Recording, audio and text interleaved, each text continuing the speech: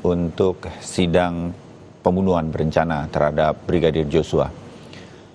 Hari ini, saudara, akan dilangsungkan dengan agenda menghadirkan terdakwa Richard Eliezer yang akan dihadapkan dengan 12 orang saksi sehingga persidangan sudah memasuki kepada inti persidangan.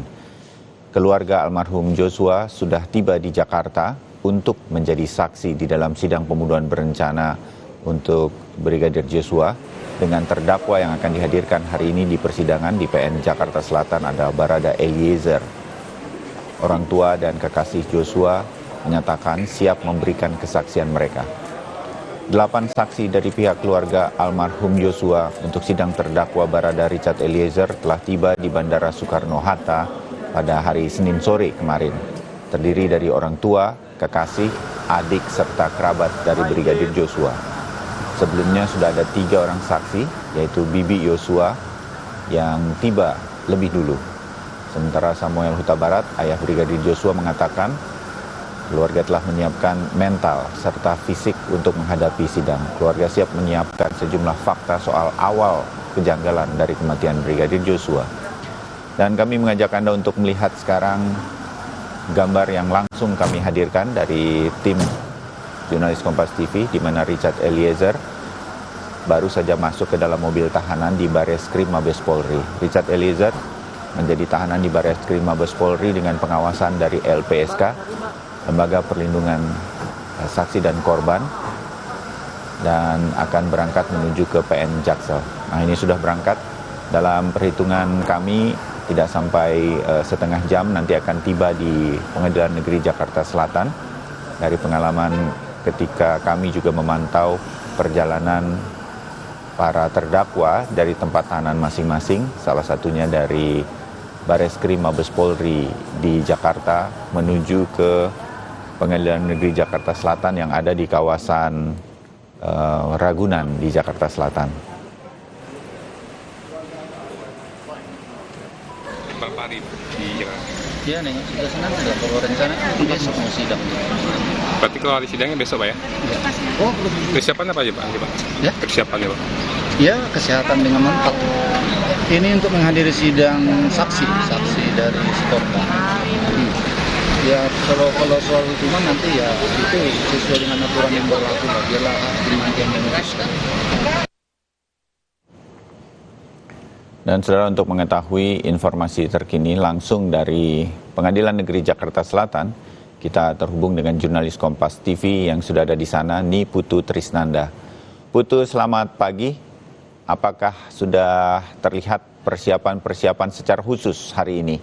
Adakah yang berganti dari kebiasaan sidang-sidang sebelumnya untuk apa yang akan terjadi hari ini sebagai sudah memasuki inti persidangan dengan pemeriksaan terdakwa dengan para saksi? Putu, laporan Anda. Ya, selamat pagi Bayu dan juga saudara. Kalau kita lihat bagaimana persiapan yang ada di Pengadilan Negeri Jakarta Selatan pada pagi hari ini memang tidak jauh berbeda dengan persidangan pada pekan lalu, di mana ketika Eliezer yang merupakan justice kolaborator juga diamankan atau mendapatkan pengamanan dari LPSK. Hari ini hal serupa juga dilakukan. Personil yang kemudian mengamankan baik itu tim gabungan dari TNI dan juga Polri jumlahnya juga masih sama.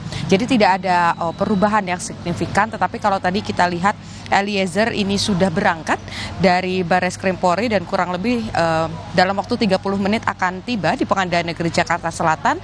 Tentu saja prosedurnya ini masih sama dengan apa yang dilakukan pada pekan lalu, di mana nantinya ketika tiba, karena memang sidang ini diagendakan akan dimulai pada pukul 10.00 waktu Indonesia bagian Barat atau 10 pagi, maka Eliezer yang tiba lebih dulu maka akan menunggu terlebih dulu di ruang transit, baru nantinya ketika majelis hakim sudah siap, jaksa penuntut umum sudah tiba, kemudian juga ada dari penasehat hukum yang mendampingi ini sudah tiba di lokasi, nanti sidang baru akan dimulai pada pukul 10.00 waktu Indonesia bagian Barat. Tetapi tidak menutup kemungkinan, Bayu dan juga saudara, bahwa sidang ini juga mungkin dimulai lebih cepat, mengingat kemarin sidang dimulai lebih cepat sekitar 30 menit yang diagendakan pada pukul 10.00 waktu Indonesia Barat, tetapi kemudian dimulai pada pukul 9.30 waktu Indonesia bagian Barat, di mana kemudian mengingat juga hari ini ada 12 orang saksi yang dihadirkan, tentu saja ini akan memakan waktu.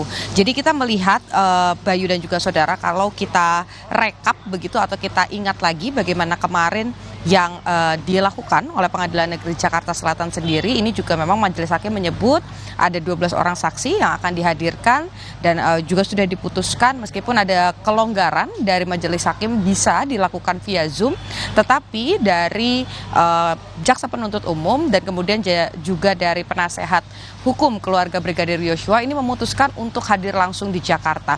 Apa alasannya? Yang pertama tentu saja berkaitan dengan kelancaran sidang. Keluarga Brigadir Yosua Huta Barat ini tentu saja menginginkan proses persidangan ini bisa berlangsung dengan cepat dan juga tepat, sehingga kesaksian-kesaksian ataupun juga fakta-fakta yang nantinya akan dihadirkan dalam persidangan ini juga diharapkan bisa clear sampai kepada majelis hakim. Oleh karena itu ditakutkan jika nanti dilakukan melalui Zoom akan ada gangguan sinyal dan gangguan-gangguan lain, sehingga pihak keluarga ini menyebut bahwa siap atau setuju untuk hadir langsung di Pengadilan Negeri Jakarta Selatan pagi hari ini. Namanya ada beberapa, total ada 12 orang, ada ayah dari Brigadir Yosua Huta Barat, ada ibunda dari Yosua, kemudian juga ada adik 3 orang totalnya dari Yosua Huta Barat dan juga ada kekasih dari Yosua Huta Barat yang akan memberikan kesaksian. Kalau kita lihat dari nama-nama yang ada 12 orang saksi, tentu saja ini berkaitan dengan kejanggalan-kejanggalan yang terjadi di awal kematian Brigadir Yosua.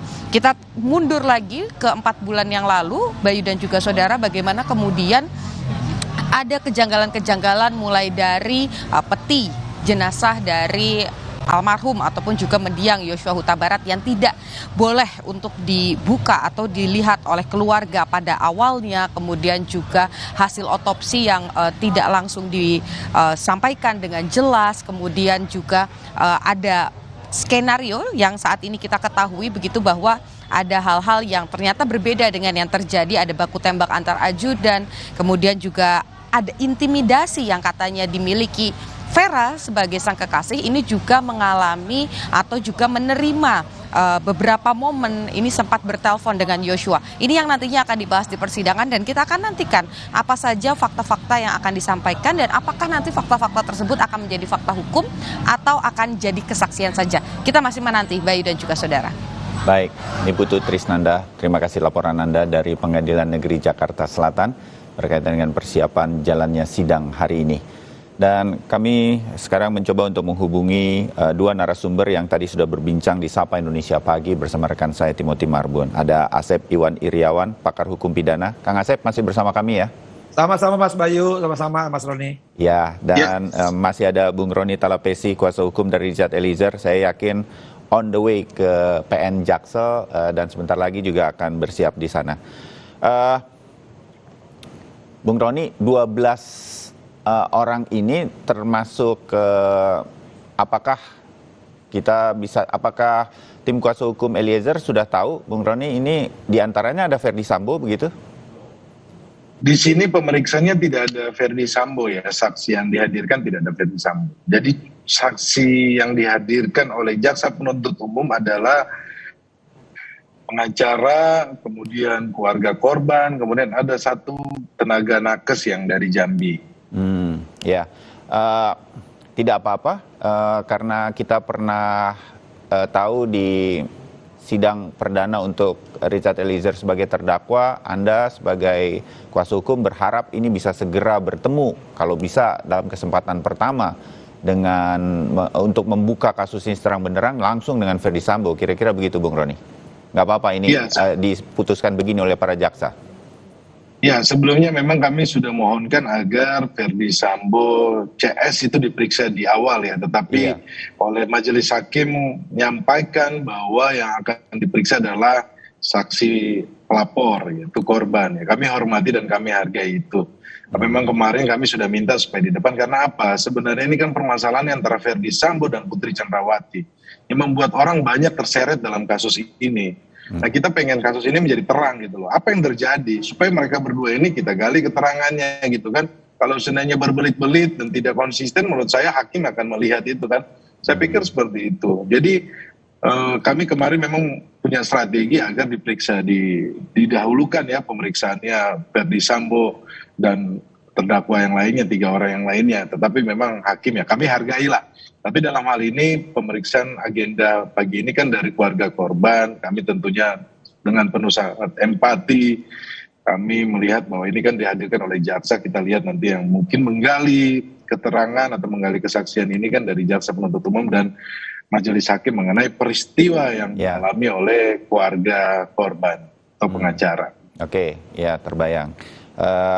Mengikutilah apa yang kemudian sudah diputuskan untuk hari ini begitu ya Bung Roni. Saya ke Kang Asep. Betul. Kang Asep, ini apa yang akan di cross check begitu? Maafkan saya dalam bayangan saya dengan pihak keluarga dan lain-lain ini sebetulnya jangan-jangan dalam bayangan saya ini lebih di obstruction of justice, nanti akan lebih pas nih dengan para keluarga begitu dibanding dengan Eliezer begitu. Tapi mungkin saya salah.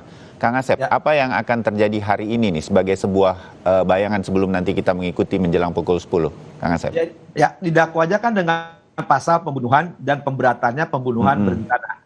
Di pembunuhan ini istilah hukumnya merampas nyawa orang lain. Nah, nyawa siapa yang dirampas? Yaitu J kan. Nah, J ini kan punya keluarga, ayah, ibu, bibinya dan sebagainya dan tenaga kesehatan dari pihak keluarga. Nah, itulah yang akan didapatkan. Ternyata yang dirampas nyawa ini karena proses pembunuhan itu dari keluarga mereka. Nah, sudah tentu mereka akan menjelaskan. Hanya itu sebenarnya unsur hukumnya yang dibuktikan unsur merampas nyawa orang lain. Itu bahasa hukumnya merampas ya sebenarnya. Tapi orang suka menghilangkan nyawa dan sebagainya. Tapi istilah pembunuhan. Yang kedua, yang menarik tadi Mas Bayu ya, bahwa dari pihak keluarga ini yang memang kehilangan keluarganya karena dirampas nyawanya betul oleh E, tapi E kan selalu saya catatan selalu karena perintah jabatan. Justru nanti akan kelihatan posisi humanisnya bagaimana hubungan E sama J, bahkan setelah J meninggal ditembak oleh E karena perintah tadi ya.